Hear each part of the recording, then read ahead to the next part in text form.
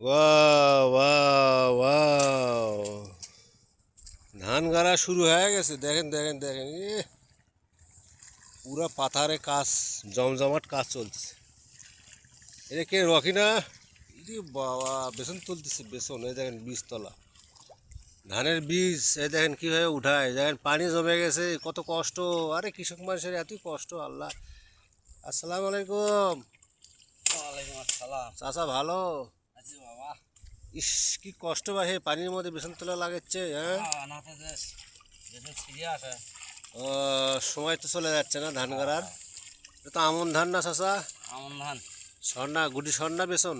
বুঝিস না মোটা। তা আমরা বলি বেসন, আমরা কেউ বলে বীজ। তা আপনারা কে কি বলেন দেখে একটু জানাবেন কমেন্টস করে।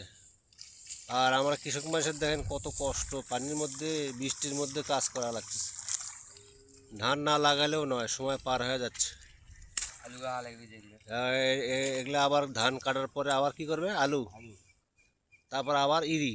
হ্যাঁ। এই তো তিনটে আবাদ হয় না? তিনটে। তাহলে বছরে আমাদের তিনটে আবাদ হয়। একটা হলো আমন ধান, আর পরে মাঝখানে একটা ফাঁক যেটা সময় থাকে সেটা হলো আলু, আর পরে আবার ইরি। পাট কি চারটে আবাদ হয়? চারটে আবাদ কেউ করে না সহজে, তিনটে আবাদই বেশ বেশি করে। কারণ চারটে আবাদ করলে রিস্ক হয়ে যায়।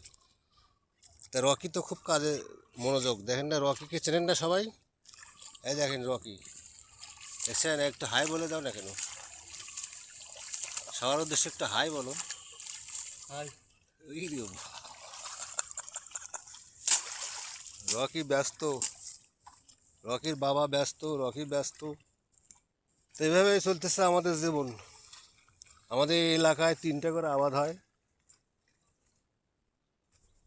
আমন, মাঝখানে আলু হয়, তারপরে আবার ইরি হয়। বছরে তিনটা আবাদ। অনেক অনেক জায়গায় ধান লাগানো প্রায় হয়ে গেছে, আর এখানে যে এখানেও লাগাবে। আমরা সব জমিতে আদি দেওয়া হয়েছে এবার চাষাদেরকে, চাষারাই লাগাচ্ছে। তো দেখ, সবাই সবার জন্য দোয়া করি, সবাই যেন ভালো থাকে, আবহাওয়া যেন ভালো থাকে। এটা আমার ধানের জমি, এটা লাগানো হয়ে গেছে। দেখেন ওরা চাষারাই লাগাইছে, খুব সুন্দর। আর এগুলো আমার ঘাস, এই যে ঘাস, প্রতিদিন যেখান থেকে ঘাস কাটে নিয়ে যাই, এখান থেকে ঘাস কাটে নিয়ে যাই, দেখেন প্রতিদিন।